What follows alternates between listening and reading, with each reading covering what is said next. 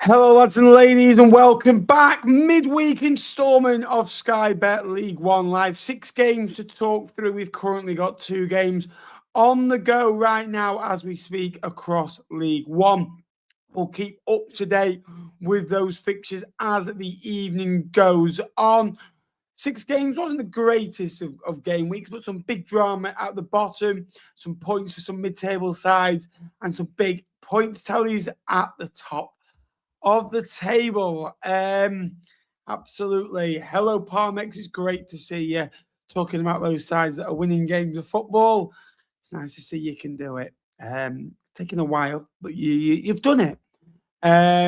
Hope we're all well. Let me know if you can see and hear me okay. And I have just been informed Wimbledon are 1-0 up as Wimbledon quest towards 50 points.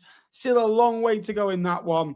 However, now with that, as it stands, Blackpool would go into the bottom 4 with 10 to play. But still, lots to play for. 6 games to go talk through tonight. Let me know your thoughts on your game yesterday. We will start very shortly. But before I do so, let's bring my co-host in. Hi, Jay. You all right, mate? How you doing? That was very abrupt. Like you've been for the last 20 minutes. Are you okay? I'm living the dream. I'm not convinced. Yeah, I'm fine, mate. I feel like a bit like a rabbit in headlights at the minute. But yeah, no, I'm okay, mate. Yeah. I can't like. Yesterday was a long day. Like yesterday was just a long day coming back from Wimbledon. Wimbledon have scored. Exeter, it was a long day. So I'm grateful. 6 games to talk about. It's not going to be, at least it's not the 2-hour show like we did at the weekend. No, absolutely. Well, we will start off with a long way away from anywhere in League One and anywhere away from the world. Plymouth Argyle, Wigan 0, Plymouth 3. A real bad day for Wigan Athletic. We'll talk about Wigan first, who have been better of late. The performances have been better. They lost to Stockport. There were positives to take with 10 men, with 9 men, even with 11 men at times. Point away at Blackpool in a poor game of football. A couple of good home wins. They seem to, get a rallying cry at home, beating Luton and Huddersfield 1-0, back-to-back games. Whether that was a new manager bounce, whether it was just something, but you saw something. And this is a side that have got good individual quality in it and should be doing a lot better. But last night they were cherry-picked and they were poor. They had a lot of the ball, but didn't do anything with it. Looked toothless. Again, the goalkeeper, well, question. I think he's made a number of. Yes, he makes a lot of good saves. Yes, he's a top talent for the level. Yes, he is a very good keeper, but he's made a couple of mistakes again yesterday. Soft, I thought, if I'm honest with you, but ultimately I don't think his head's in Wigan right now. I think he needs to leave the football club for better, for worse.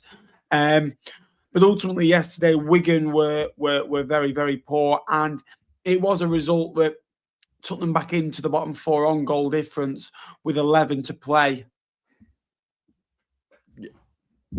You teed me up there. Yeah, Wigan, I don't know about yesterday. I thought they were massively under par compared to what we've seen the levels under Gary Caldwell. Whether that was just a Liam Manning inspired manager bounce, I'm not too sure. But they're also playing against 2 teams in Luton and Huddersfield who were probably slightly out of form a little bit, and they maybe weren't massively underachieving, whereas Plymouth Argyle at the minute, certainly the last sort of 15 games or so, have been running like a top 6 team, probably top 7 team at the very least. So coming up against a slightly more informal bit of opposition, I don't know, that 11 for Wigan looks all right. I mean, I thought the defending for the third goal especially was comical, Ben. The Fraser Murray hitting it against his own post when he should probably just put it out for a corner. It looked like on the highlights that I watched earlier today, Joe Taylor literally doing all the legwork by himself at the top end of the pitch, which is no surprise really, given the lack of goals from elsewhere in this Wigan team. But they've got a battle, haven't they, between now and the end of the season, Wigan Athletic, as to whether they keep their League One status or not. We sort of put our faith in Gary Caldwell to come in and be a firefighter, but they've got some big games, coming up. Obviously, Barnsley out of sorts a little bit. Exeter at home, massive game, and then moving into next month, Orient at home, Northampton away, Mansfield at home, Rotherham away, Port Vale away as well, and Wimbledon. So I feel like Wigan's destiny is in their own hands a little bit, but they will need to play a lot better than they did yesterday. Yeah, and I think because of the manner of the defeat, it was bad. The manner of it being 3-0, it was bad. The manner of getting battered 3-0, especially at home, it is bad. If they lost it 1-0, would it have really been so bad? I don't think so. Personally, I think that their season's not going to be judged against Plymouth Argyle. Their season's not going to be judged against Bradford. If they go and get a couple of points out of these next two games, their season will be judged Exeter at home. Their season will be judged at Leyton Orient at home, Northampton away, Mansfield at home, Rotherham at home, Port Vale away, Wimbledon at home, Stevenage away. That's their end of February, right through to the end of March, right through to the end of the season. They've got games there that if they want to stay in the division, and yes, you can say about the both teams, but it's in their hands. They want to stay in the division. If you win those games, you will stay in the division. Yesterday, they came up against Plymouth Argyle, who in the last 21 games to watch on the outball, third best side in the division. You look at the stats, only Cardiff and Lincoln have got more points than them in those last 21 games or so. 39 points from that. Cardiff have got 45 and Lincoln have got 52. That is an unbelievable amount. 9 wins on the road. Yes, they've lost 8. Bin Peppel have been absolutely unbelievable. 12 goals for the season now, but 9 of them have come in these last 11 games. And yeah, they're starting to be a real force to be reckoned with. We thought injuries might have ruined the season, but ultimately they keep on rolling. And the players that they put out, they've still got a very good squad. They're now into the top 10, and obviously were before yesterday's game. But ultimately, they're at 52 points. They're 3 points off Huddersfield with 10 to play.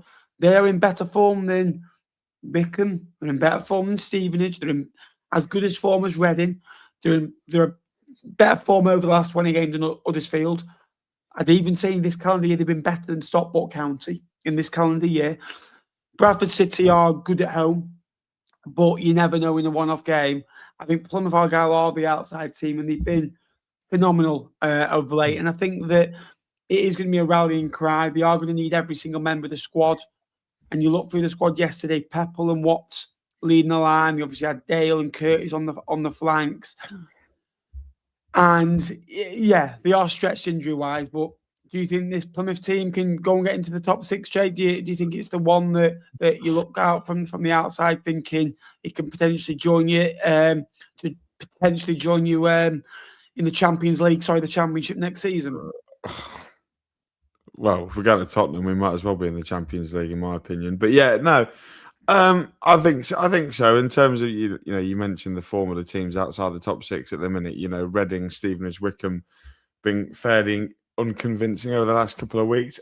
Argyle, what's that? 5 wins in the last 6 now, up to only 3 points behind Huddersfield. Looking at their fixtures that they've got coming up, Plymouth, some massive ones. They've got Reading, obviously, at the weekend. They play Stevenage, they play Huddersfield. They're still to play Bradford, Bolton. There's some massive games in there for Plymouth Argyle. It feels like very much in their hands if they are going to take that leap into the top 6. But yeah, like you mentioned, Nappers, Bin Pebble. I mean, who would have thought it? They lost Lauren Talai, and everyone was worried for Plymouth Argyle because outside of Talai, they weren't scoring regularly. But fair play to Bin Pebble. I said it when we went there and played them at the start of February.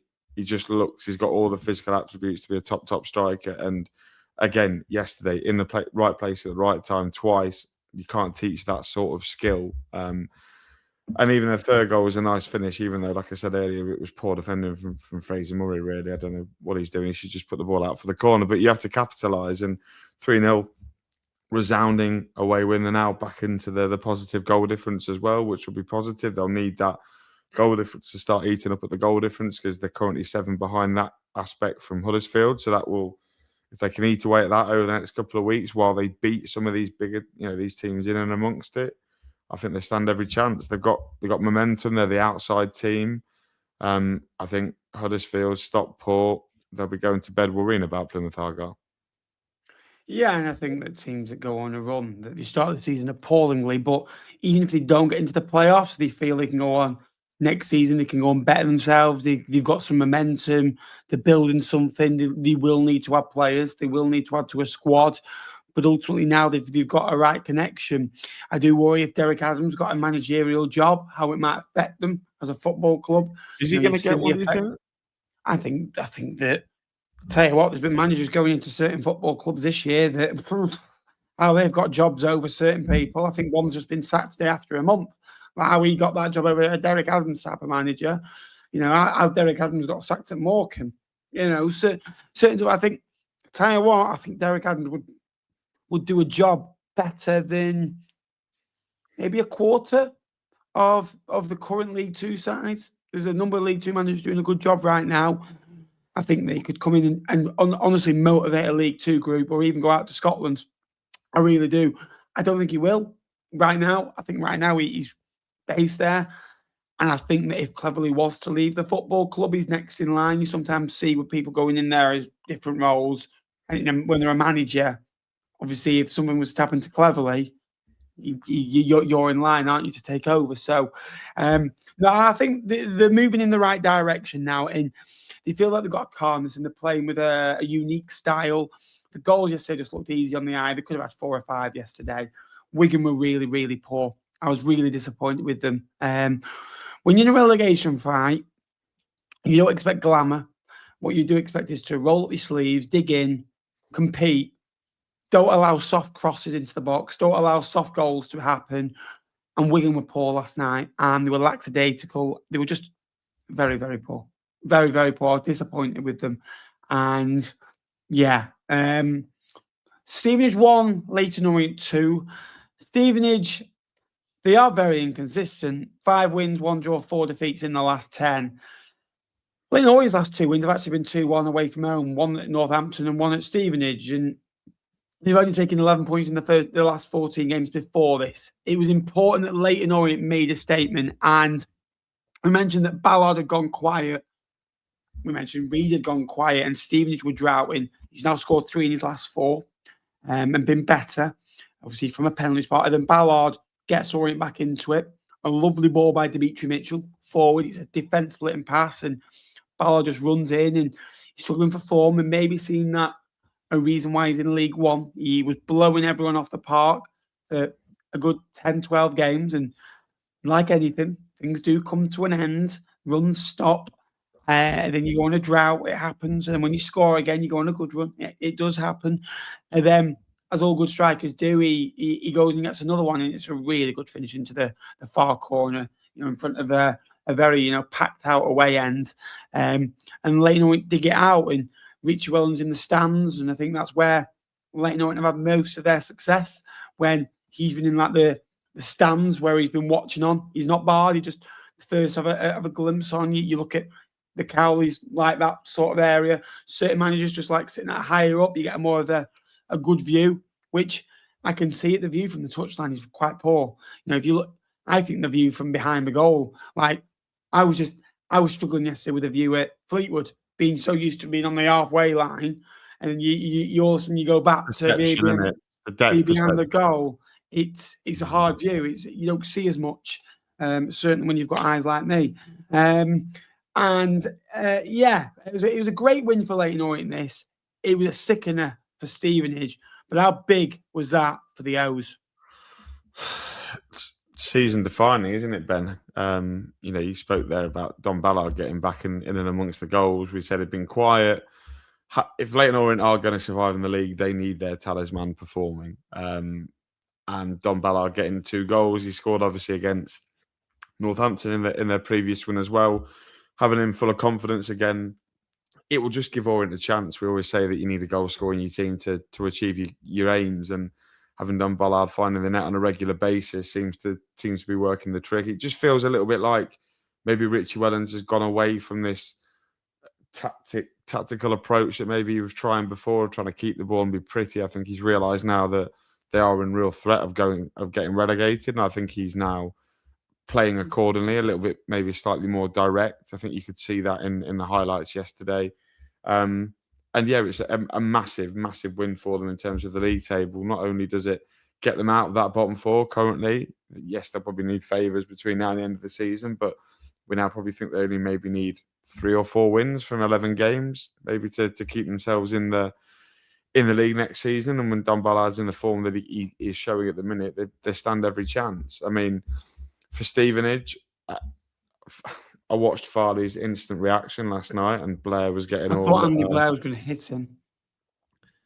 Now, that would have been far better content than what it actually was. I love seeing Blair get wound up, trust me. And he was getting wound up, wasn't he? It's one of my favourite things to see. But yeah, Farley talks about, they're still a point off the playoffs, right? But momentum, it feels like momentum at Stevenage is completely grinding out a little bit. Yes, they've had 4 wins in the last 6, but it feels like a result like that against a team like Orient, who are down the bottom, is a real season killer.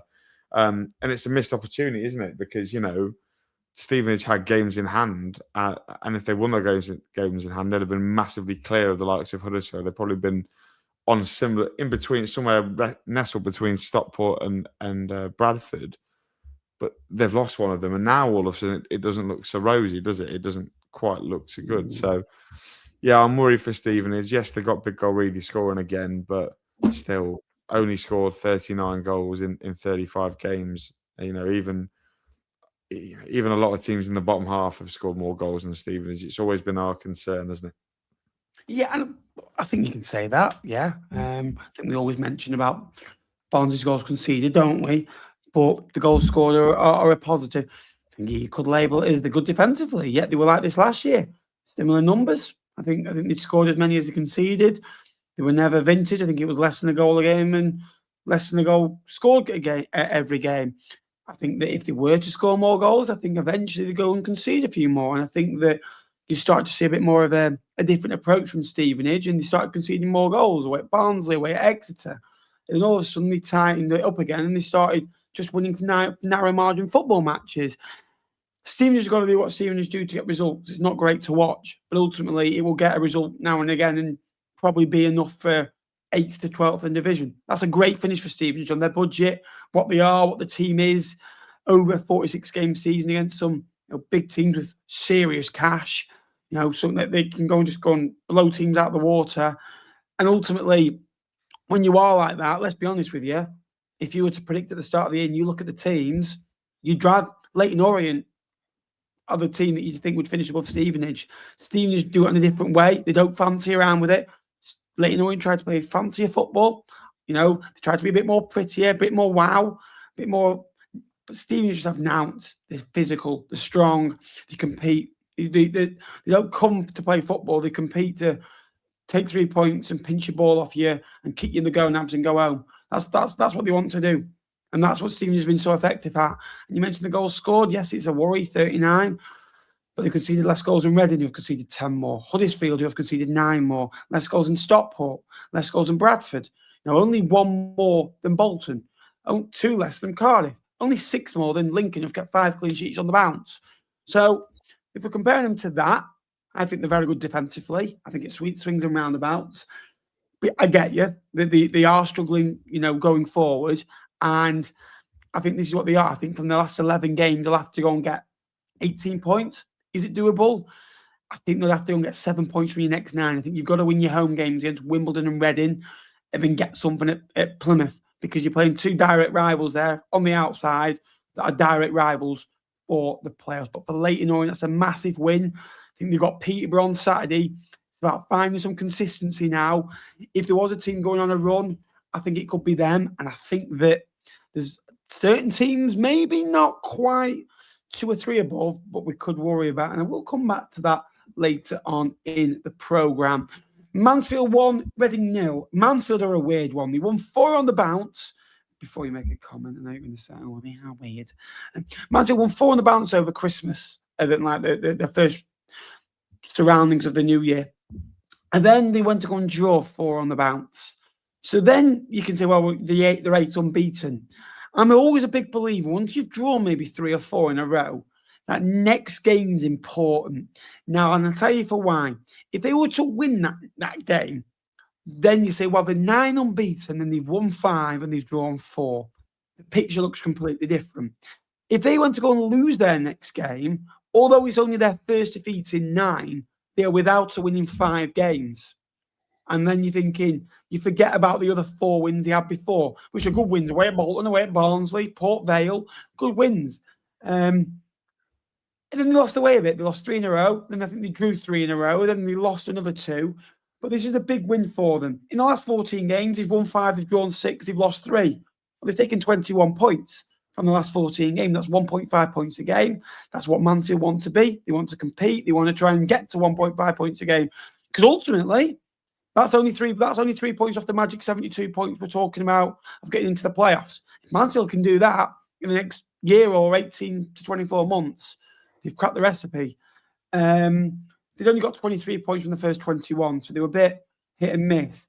That was a massive win for them yesterday after no win in those 5 games. Massive win at home. Because without it, you look at it, 41 points from 34. They'd have been just 3 points above the drop. They'd have been just a point above Burton Albion and Doncaster, and 2 above Leyton Orient that we're talking about being in it.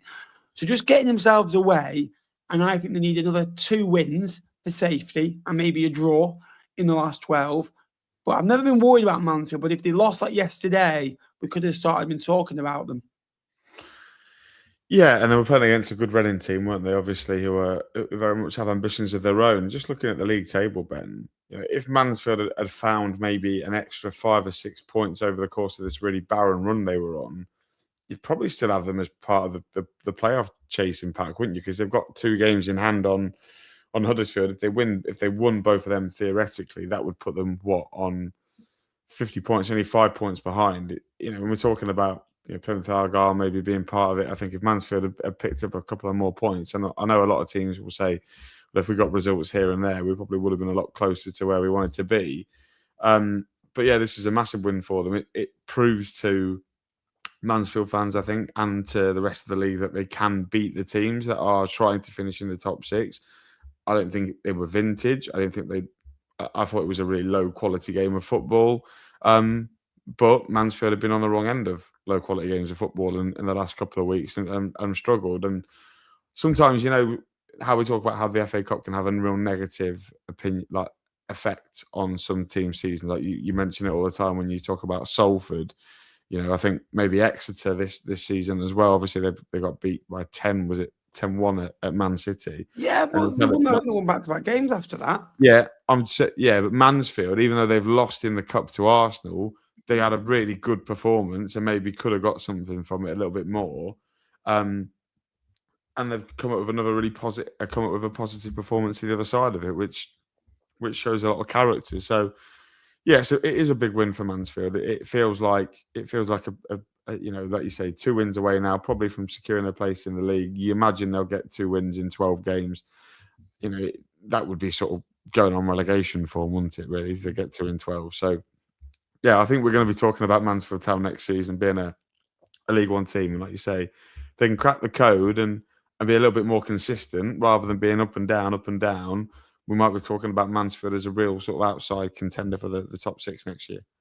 Yeah, and Reading, I've worried about them all year, and I think that they were winning fine margin games of football that weren't great. They were conceding chances, and I just think this was a fine margin game that maybe over the course you get them. But Mansfield yesterday dominated that game of football, and you look at it, 17 shots again, Reading conceded. The amount of chances Reading are conceding, and you looked at defensively the other day, especially from corners. And I know Luton have got the corners, and the set pieces, the Arsenal influence with Jack Wilshere being there. But you looked at Pereira, he was struggling, he was flapping, his jigsaw, he was crumbling like you wouldn't believe. And he was struggling. And you feel you can get at this Reading side. Reading have been a side that can score goals. We've seen no Marriott, Batchman leading the line. He scored a hat-trick the other day. They've got quality in wing, Fraser, Doyle, Savage, players like that. And I think that they've got some very, very good, talent player like Ward. I think he, as a defender, he's in the top 3, top 5 that have been in League One these last few years. At Accrington, won't get mentioned because he's Aki, small Accrington Stanley, but he's been a stalwart there. Hardly missed a game, so they've got a good team. But ultimately, I just think that there are a few ingredients missing, and I do think they can be a serious side next year. I just think they'll lose too many games and concede too many goals before now and the end of the year to be really serious. If you could all do me a favour, there's 6 of you in the chat. Please like the stream; it'll be massively appreciated. Let's see how many we can smash on this on this stream. So the likes do mean a lot. I'll let you start me off on this one, Jake. Barnsley 1, Cardiff 1.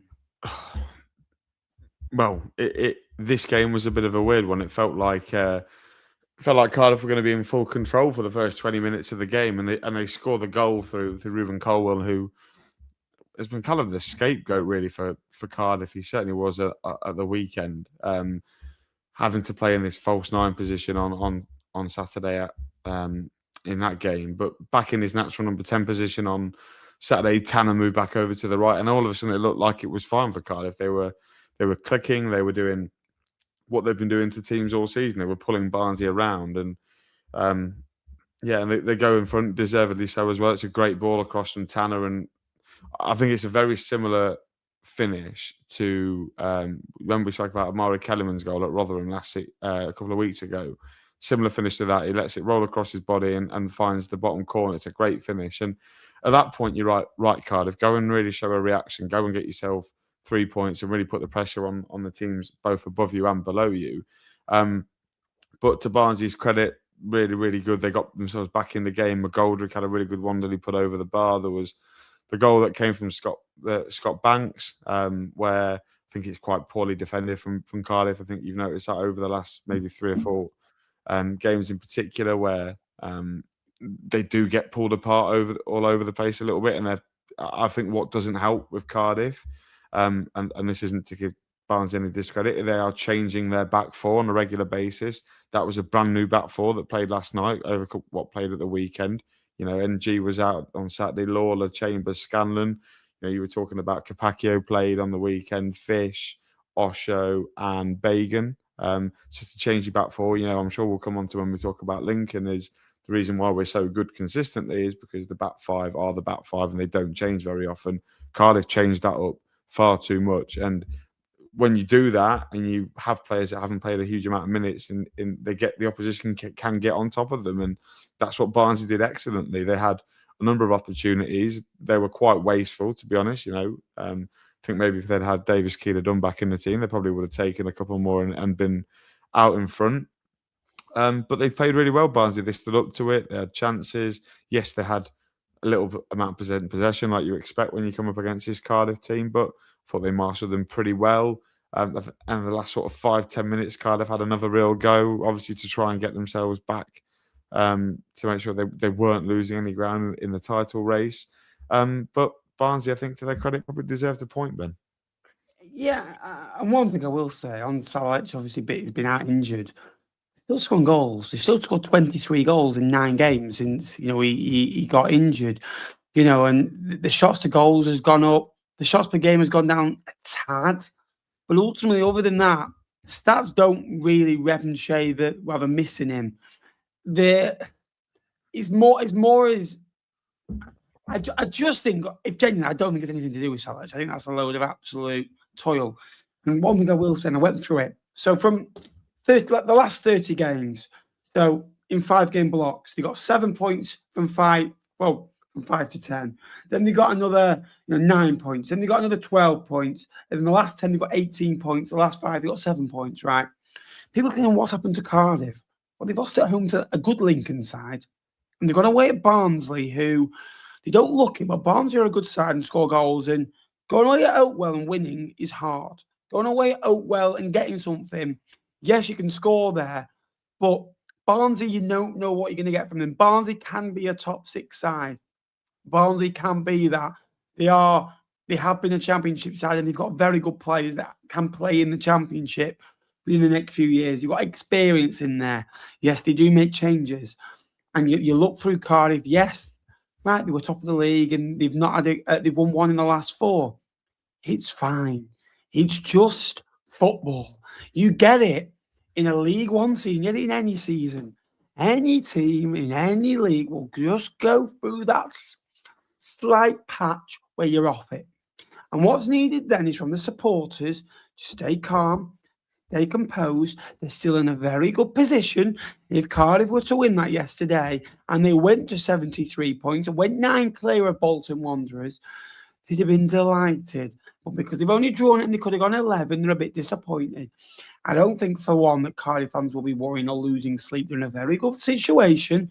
Yes, they've not been as good these last 3 or 4 games. Still won 4-0 at Doncaster. Was it Rotherham? They won out and they were great at Doncaster, against Doncaster. So they've still been fine, right? It happens in a League One season where you just come off the gas a little bit and it's about tweaking it and making sure you are fine with 10 games to go. And look, if you look at it over the last 23 games, people go, oh, okay. They've only lost 4 of the last 23. Yes, they've lost 2 of the last 5, but they've only lost 4 of the last 23. They've only drawn 6 and they've won 14.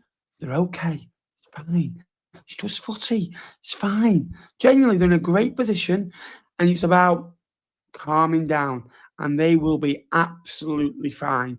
And they've got a good mentor there. They've got a good coach there. They're in a good spot. It happens. You've gone away at Oatwell and they got a point. A point away at Oatwell is a very good result. Early in the year, Cardiff went through this patch where they pretty much were drawing most away games and winning their home games where they won. I think they won 10 out or 11 out of 12. They won 8 in a row, drew to Stockport, won a couple in a row, and lost to Lincoln. It's fine. What was all that's happened? They didn't beat Lincoln. They beat Lincoln on Saturday. The form's not really changed. Where they weren't winning every away game. They were just winning, say, 2 and drawing 1 away. They've just drawn that lost that one game where they come off the gas. And ultimately, one team have gone 19 games unbeaten. It's fine. Cardiff will be okay. For Barnsley, it's just what they are. They can show glimpses and they can show glimpses of why they are where they are. They're a 12th in the league team. They're 48 points. They scored 56. They've conceded 56. They've won 13. They've lost 12. In the last 6, they've won 2. They've lost 2. They've drawn 2. They're 7 points off the playoffs. Yes, they've got 2 games in hand, but ultimately, I've never felt like they could get into it, if I'm honest with you. But ultimately, they've not kept a clean sheet for 20 games. You're not going to get into the playoffs if you can't keep clean sheets. It's a simple thing. Doncaster 1, Luton 1, Jake.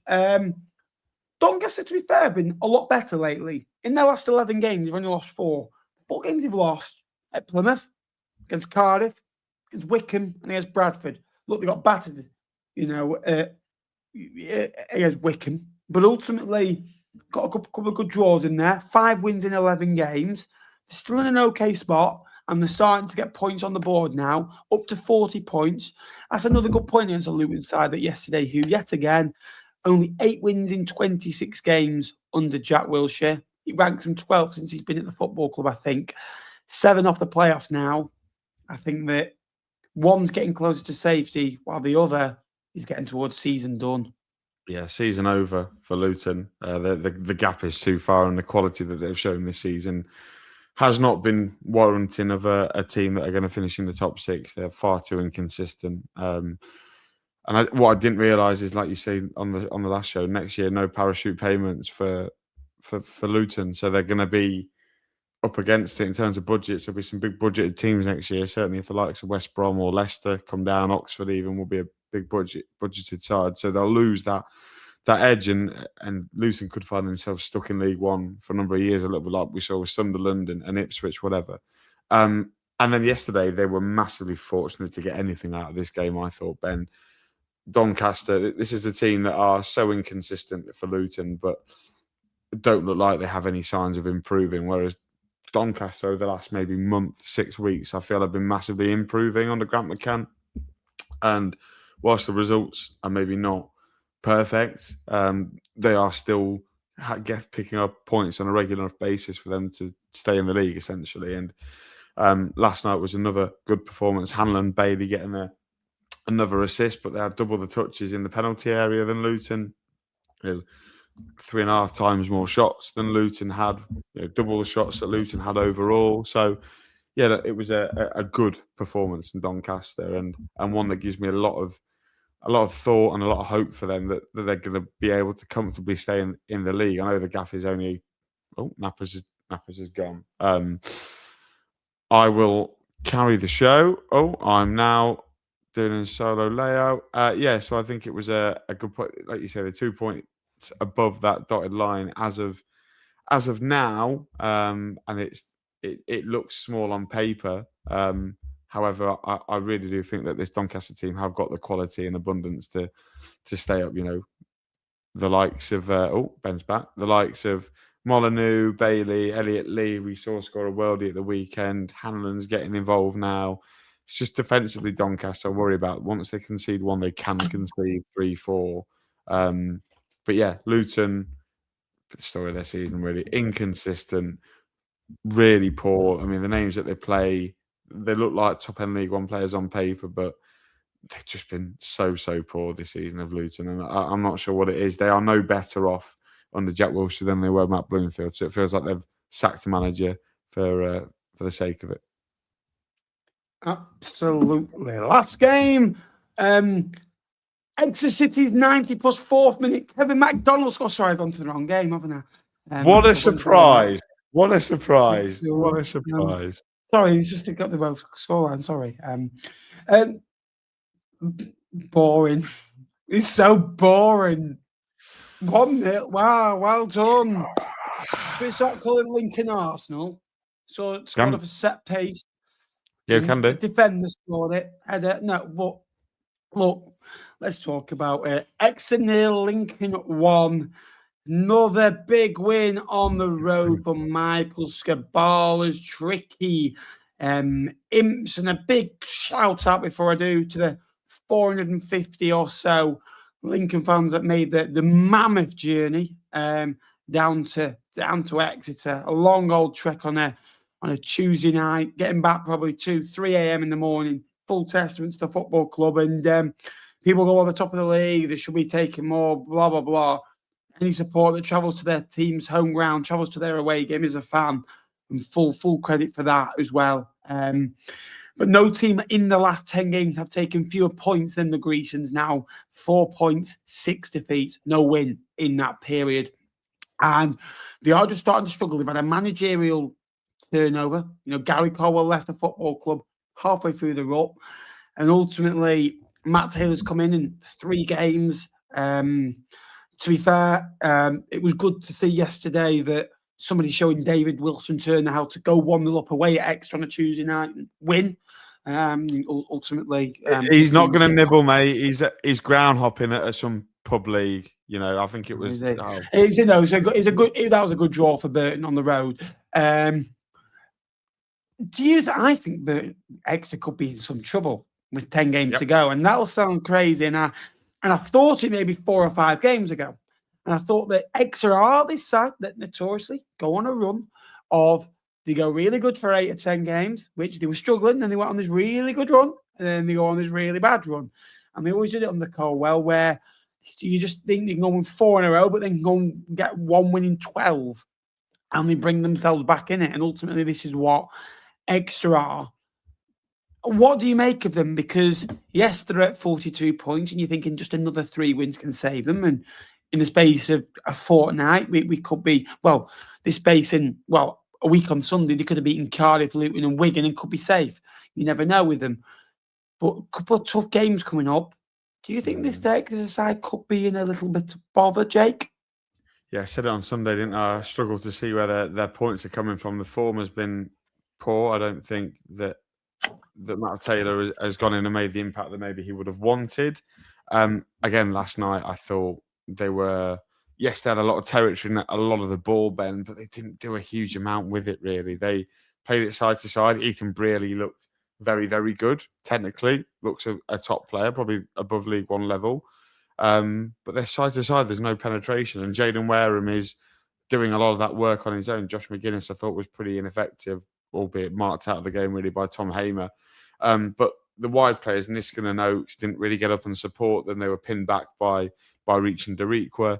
Yeah, they're in bother. And you look at the players that they're bringing off the bench: Mendes, Gomez, Higgins, Danny Andrew came on, Reece Cole as well. I'll come to that a little bit later.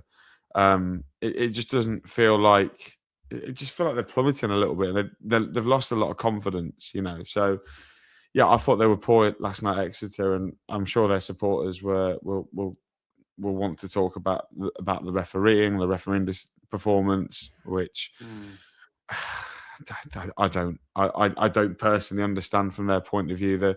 They're taking issue with the free kick for the goal. Jack Moylan's dragged down by the neck of his shirt, and Tom Hamer's onside. What more? I don't know what more they can be upset about. Oh, what's that face for? Yeah. Just if Exeter won that 1-0, we just know what we'd be hearing. Just if something Lincoln win a game of football, the referee's not questioned. Well, no, I didn't. I didn't think win 1-0, and you know it, Jacob. Jacob, you know it. I didn't think the ref was. I didn't think the ref was great. In fairness to him, but I don't think he was as bad as what they made out, and didn't really cost them the game. They didn't create anything. They had one half chance that went just wide, but I think even if it's on target, George Wicken saves it. Outside of Jalen Ware and real lack of urgency for Exeter, real lack of creativity as well. That's a massive concern for them. They have the ball, they keep it nicely, but they don't then go and put pressure, or they don't challenge defences anywhere near enough. And yeah, I think Exeter, like you say, Ben, are bang in trouble. Yes, they've got a bit of a way to go, and it's difficult to see them making the points up at this minute in time. Yeah, it wasn't Matt Taylor back to the football club, who did a great job first time, but ultimately has stunk the gap out the last 3 years as a manager. And ultimately he's come back, and it's like, well, it's on vibes, isn't it? And sometimes you go back to a football club and it's not quite works out, and you shouldn't really ever go back. I mean, in football, I'm a big believer, especially if you've done well. I don't think you should go back unless you are a good manager and you've done well in the past and you're going back for the right reasons. I just think that the move just didn't really make sense to me. Would they have gone for Matt Taylor if Matt Taylor hadn't been there before? They wouldn't. Let's be honest about it. He wouldn't. And the motive was he knows the football club. I didn't think it was a good appointment, if I'm honest with you. On Lincoln, the last 30 games, Lincoln City ranked first. The last 25 games, Lincoln City ranked first. The last 20 games, Lincoln City ranked first. Last 15 first. Last 10 first. Last 5 first. As of play since the 11th of March, Wimbledon's live first, I think, as it stands. I think it's still 1-0. So Lincoln City out first at something. Bradford are also 1-0 up. Are they? All right, Bradford City as well. Anything to get your other favourite team in there. The last 26 games that Lincoln have scored first in, they've won 21 and drawn 5. I just recycle that stat every week at this point. 5 consecutive clean sheets. Won 10 of the last 11. Most ever points at League One level for their football club, 77. At home, the 43 points, second best. Away from home, 34, 4 more than anyone in the league. Top of the league by 4 points. Opening up that gap, second most goals conceded 31, which is the fewest by 5. Possession, the lowest. And this just brings me to my point. This is why I love this division. In first place, you've got the lowest amount of possession. In second place, you've got the most amount of possession. You've got 2 sides there that are very unique and very good, right? It is harder to play the way Cardiff do, to keep the ball and be relentless the way they are. But the way that Lincoln are set up is more unique, and more teams play it because it's easier. But to master it, it's harder to play the way Lincoln play than Cardiff. Because anyone can pass the ball. Anyone can keep the ball. Anyone can sign gifted footballers that can pass the ball 500 times a game. But no one can be fit. No one can be, tough and good in moments and good in both boxes. And you're seeing the same back four starting every week in Derrickwa, Hamer, Bradley, Reach, Wickens in goal. You're seeing a real tendency, and they're getting off the good starts, the pepper in the goal. And this is an unbelievable time to be a Lincoln City supporter. With 10 to play, 77 points, 13 points clear of Bolton Wanderers, 4 clear of Cardiff, with 30 to play for. Dare to dream, Jake. Dare to dream. Gonna win the league, mate. I think. Genuinely, I think we're gonna win. I think we're gonna win the league. Wow, I didn't think I'd say that, to be honest. But yeah, no. Last night, really good performance. Really happy with it. I know it's only a 1-0 away win, courtesy of a set piece. But Exeter were lucky that it was only 1-0. We cut them open time and time and time again last night, and just didn't take our chances. Ryan One came into the team on the right hand side, should have scored at least one. He had Joe Whitworth made a really good save. There's one that goes to the back post where Ben House is. There's one that's cleared off the line. Adam Reach has one that he fires towards goal that didn't go in as well. Exeter were fortunate last night that they only, that there was only just the 1 goal deficit. But yeah, this team are special. They are magical. They have character in abundance, and you know, I even like the fact that they've got that nasty streak about them, Ben. I mean, you like to bring it up every week that Exeter beat us at our place. Our lads clearly, I know our lads thought that Exeter over-celebrated that win. Fair play to them, as they should, celebrate the wins in football. But they didn't like it on their own turf. When Sonny Bradley decided to celebrate our win with the home fans, it turned a little bit nasty and there was a bit of a melee on the pitch. But I thought we were clear of Exeter. I thought we were way better than them. And look, we're going to the last 10 games of the season with a real good opportunity to go and win the league. You know, we've got loads of winnable games at home. Stockport will be a tough test at the weekend, no doubt, but it's another opportunity to get to 80 points.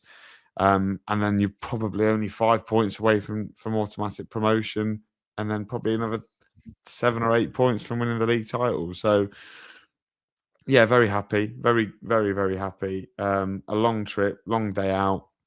Fair play to Joe Whitworth. He dealt with the banter very well. You know, he enjoys it. He's going to be Lincoln's number 2. If you were there, you'd know. Yeah, just a great day out, great company, lovely hog roast bat in the fan zone. But yeah, just a great away day. Even though I got in at 3:00 this morning and I'm paying for it now, it's just so worth it. And this team are special. And if we don't lose on Saturday, we then break our club history of our longest ever unbeaten run. So we'll see. But it's like you say, it's a good time to be in Nappers, as you would know. What was the moment? Obviously, you beat Cardiff. It was a great result. What was the in particular moments for you as a Lincoln fan? From the outsider, I'll tell you mine after it. There was a certain moment for me that I knew you were going to get promoted. There was a certain moment. Something happened. It wasn't even at a game. Well, it was, but it wasn't even a result that made me think. I'll be honest with you. When I spoke to Flowers before Wigan away, and I remember he told me, and I said, I went, do you believe yet? And I remember you didn't believe, no one believed. And it almost felt like this, take this the right way, Lincoln fans, because you know I'll never ever talk dirty on you, but it almost felt like this is too good to be true. And it still feels like that for Lincoln. It does. Every time they're winning, I'm like, Jesus, again. Like, starting to become a little bit more real now, and you're starting to think, wow, okay, fair play. I think that Cardiff one was the one that where you thought, right, and you beat Exeter, you thought it was nailed on, genuinely. No disrespect to Exeter. But it was when he spoke to James Collins, and he went, well, why don't you believe? We all believe. Why? Everything's calm, everyone wants it. And that coming from someone that's experienced around the game, has played a number of games, scored a number of goals, got promoted out of this league, 2 seasons ago? You know, knows how to get promoted with a big football club with pressure. There's no pressure at Lincoln. And after that, when he won at Wigan, and I remember I said to you, would you believe if you start winning this day? He went, I'm not going to believe if you beat Wigan away. Fair enough. Yeah, that's fair. Then the Plymouth game happened, didn't it? 4-1. That was a massive result, that. You know, I thought more so for going a goal down. The beat the first half an hour at Peterborough, another moment. The Stockport one, I thought for the first time, playoffs. I thought the Barnsley one, I thought, wow. Because after Cardiff, I thought Lincoln have had this sunshine very often. It didn't surprise me to beat Cardiff at home because they've done it. They've beaten good sides at home or away in a one-off game. But the issue is the next game, they'd play a Forest Green or an Exeter or a Morecambe or a Fleetwood at home. and not back it up. Often they did beat Fleetwood, to be fair, so I can't speak. But quite a few times. Quite a few times. Paddy Lane's offside. Yeah, Paddy Lane is miles offside. But ultimately, there's been big moments across the last season, and I don't even think it was the Cardiff one that made everyone believe, because that was just sometimes in football you believe, and then what happens is you get an icing on a cake, and you just get a moment to prove your worth, and everyone deserved that moment of the end goal. And I think that Cardiff one was the end goal that just confirmed it to everyone, going, we are the real deal, and this is real now. What was your moment? Obviously, I've just talked about a few. Bradford in there, I forgot about as well. Burton at home 2-1. These dogged wins. What was that big moment for you? Was it the first game beating Port Vale at home? No. It was that week. It was Cardiff home, Stockport away, Barnsley away. 9 points, faultless. But what deservedly won each of those games as well. That was the moment I thought, okay, we could be a solid team this year. But then, like you say, the recent performances, like the whole month of February, have been pretty much flawless. The only goal we conceded was to Bolton in a 1-1 draw. Well, no, that's not true. We conceded 2 goals in February to Plymouth and to Bolton. Yeah, I don't know. I don't have the words for it anymore, Ben. Just how unbelievable it is to see us where we are. I don't know. I feel like I'm going to cry. It's just magical. It really is magical, and it feels weird that it's happening to Lincoln. And I was the only kid at my school that supported Lincoln, and now everyone that I used to go to school with wants Lincoln City tickets. So I don't know. It's miraculous, and sometimes the stars align, don't they? And you get exactly what you want, and I think they are pretty much aligning for us at this minute in time. So yeah, that week is probably your answer. But then I think there's so many performances: Northampton at home, Burton at home. You know, even getting points away at Luton and Blackpool. Do you know what I mean? So yeah, it's. Showing resilience, even though you've gone 2-0 up and been pegged back, to not lose the game. So many teams would just go and lose the game, being pegged back to 2-2. So yeah, lots of moments, and that's what the fun is, isn't it? That's part of the fun. But yeah, that day when we eventually do it, because I think now that I think it would take a monumental collapse for Lincoln to not be in the Championship next year. I think it's going to happen. I'm just thinking about that moment. And me and Flowers and Sue last night, we were talking about what game's it going to be, where are we going to do it, and they're the conversations you want to be having rather than, do you know what I mean? I don't know. I'm lost for words. I genuinely am lost for words.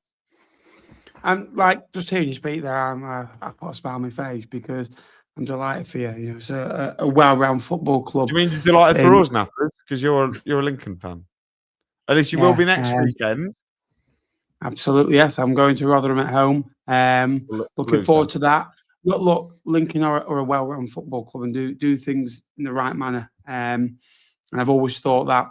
I've always thought they could, but they've never done it. They've never really shown any nounce about them, any bottle about them, any steel about them. I feel like they've always done it. And you thought... They've been the maybe team. They've been that team that's just been maybe 5 games away all the time. They've never really got that close, but they've never really been that far away. And I would say they probably had one bad year, maybe 2 bad years in League One in 7 years. They've had two really good years. I would say a couple of good, really mid-table seasons, maybe one poor mid-table finish. But I'm delighted for everyone associated with Lincoln City, and hopefully, mate, one day we will play each other again. Now that's. I don't think it will happen for a long time. You've got to win 2 games though in the FA Cup to do it. Yeah, but genuinely, if Lincoln City can get to where they are, I still firmly believe that one day Fleetwood can. Exactly. I'll say it now. I mean it. I said to Jake before, and I'm quite say how it is. Over the last 4 games, Fleetwood Town should be level on points with the playoffs in League Two. They should have beat Newport, they should have beat Gillingham, and they should have won last night. But ultimately, they don't, and that's why they are where they are in League Two. So it just goes to show, sometimes if you should, you don't.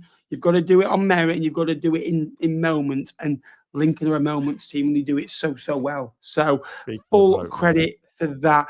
I don't know what's happening with Jake next season. We will be doing some championship content. That's all I know. You don't know what's happening. Let me address the rumours. I will be here doing League One live, even though Lincoln are not even in League One. So let's put the rumours to bed. AKA, I still want to play a final ticket. So I'm still going to work. No, I'm joking. I have to buy a championship one with that. Yes. Yeah, obviously. No. I won't be interested because we'll have won 3 games all season. So I won't be interested in that.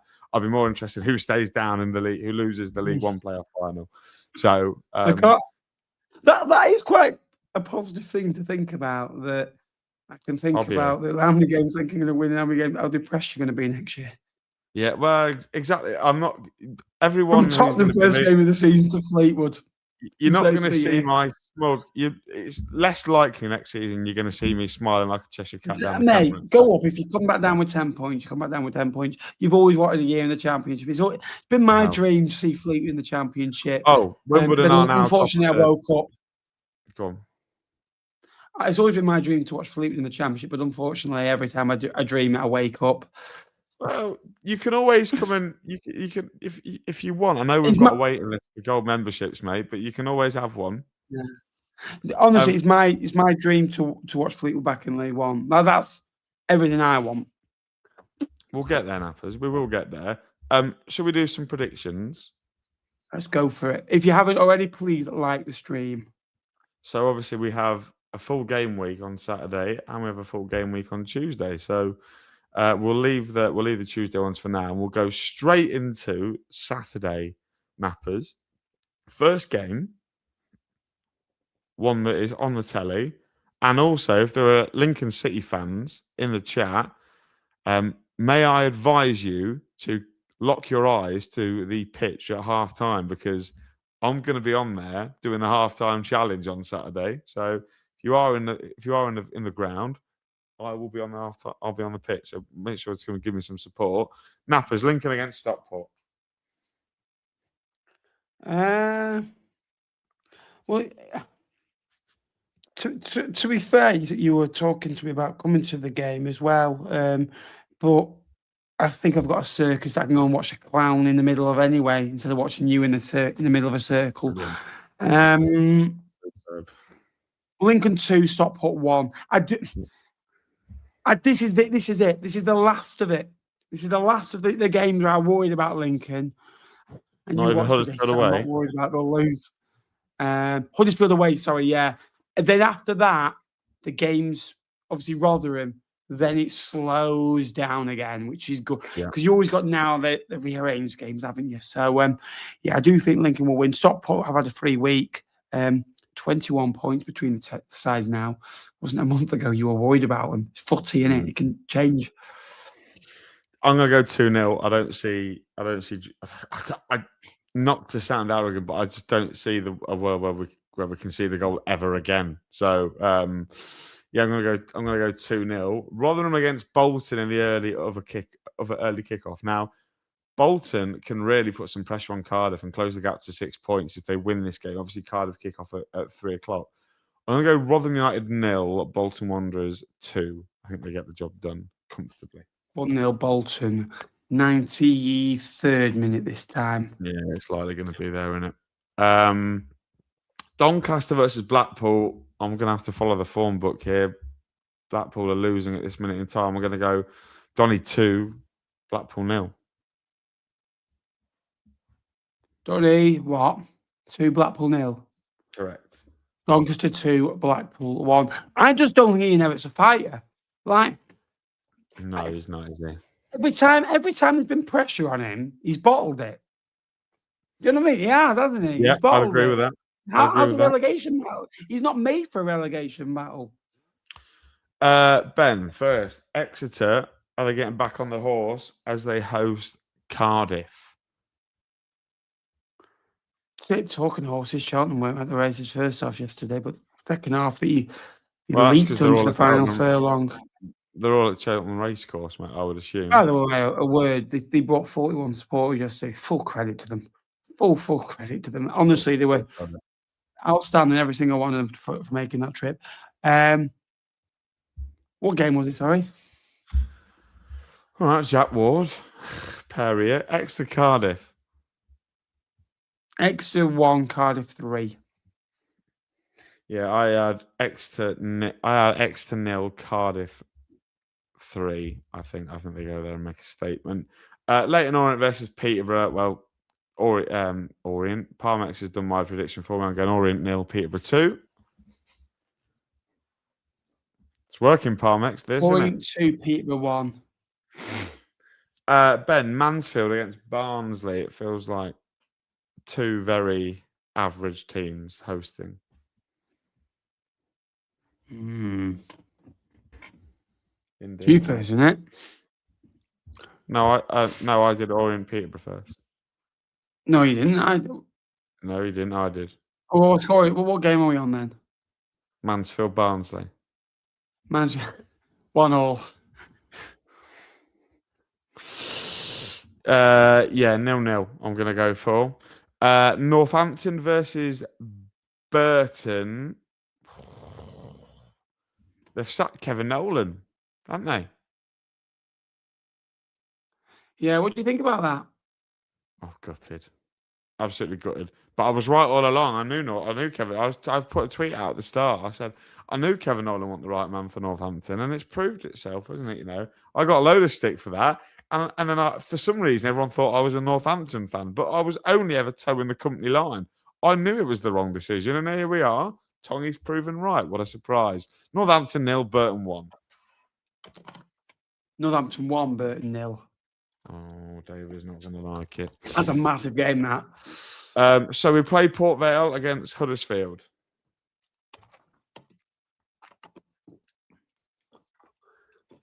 Port Vale 2, Huddersfield 1. Oh, crikey. I'm going to go I genuinely, we can just see Huddersfield meltdown. Yeah, I think they still melt down at drawing 1-1 away at Port Vale. So I'm going to go 1-1. Reading versus Plymouth, probably the biggest game of the day, really, in terms of what it could mean. Two teams fighting for the same thing.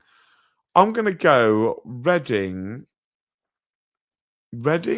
1, Plymouth Argyle 2. I think Plymouth go there and make a splash.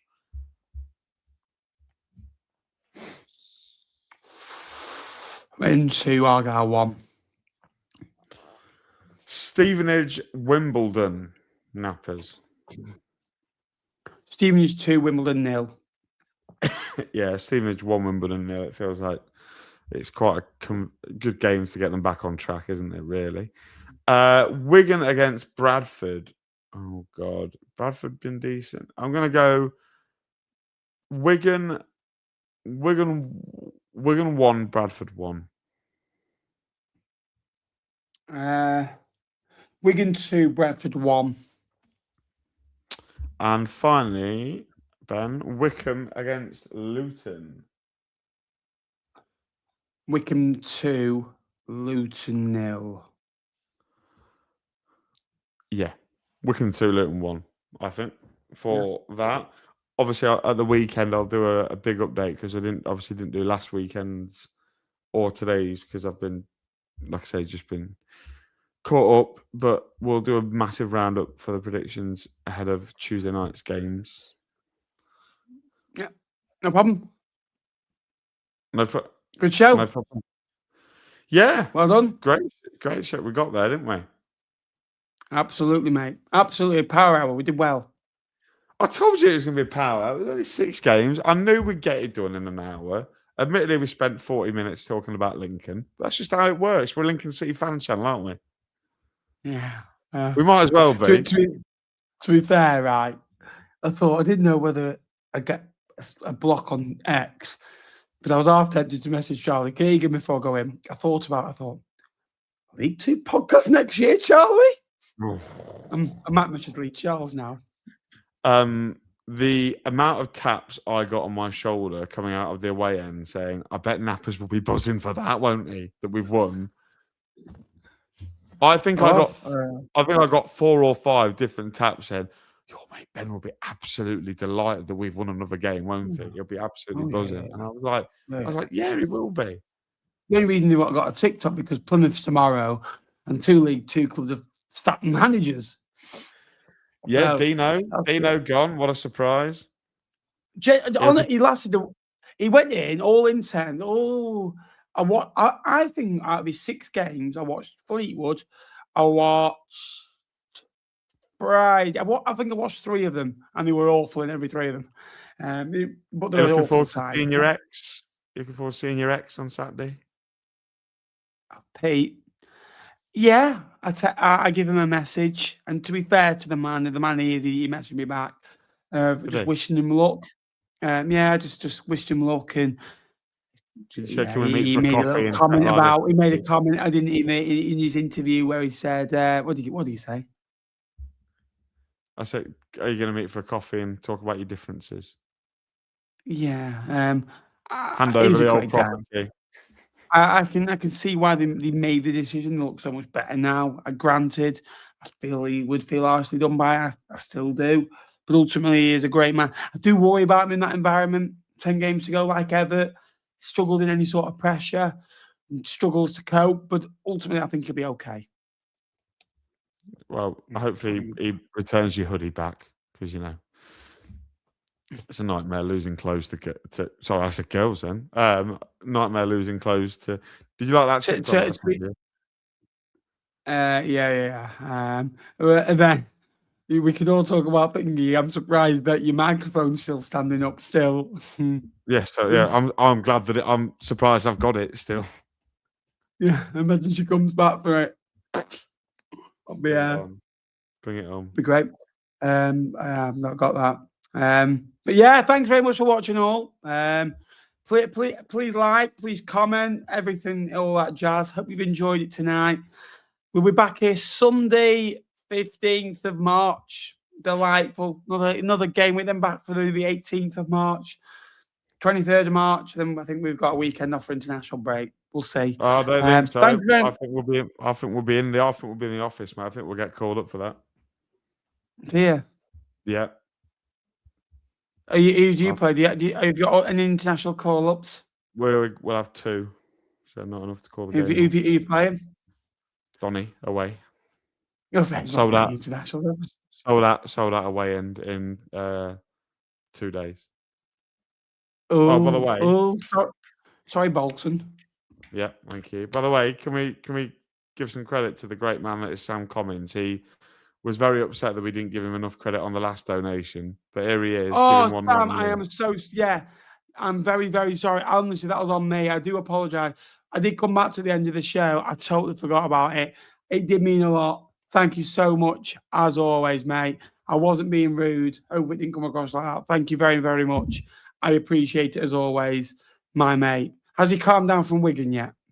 To be honest, mate, I was telling him at Cardiff to calm down. He had smoke coming out of his ears. But last night he was all good. I just think he didn't like the referee, but I think he was all right last night. He was nice and chill, nice and calm. He's looking forward to seeing you next week. So not next week. Next week. It is next weekend, isn't it? Yeah. God, the time flies, doesn't it? We'll have to go supping. I'll have to go supping. Yeah, we'll do something after the game. Yeah. What do you like? Do you like supping, Jake? Do I like supping? Yeah. I don't mind supping. If I dabble in a sup, I'll have a sup. Yeah, I've run out of it. So ER Bolton, none left for you. Look. Thanks very much for watching all. See you later, folks.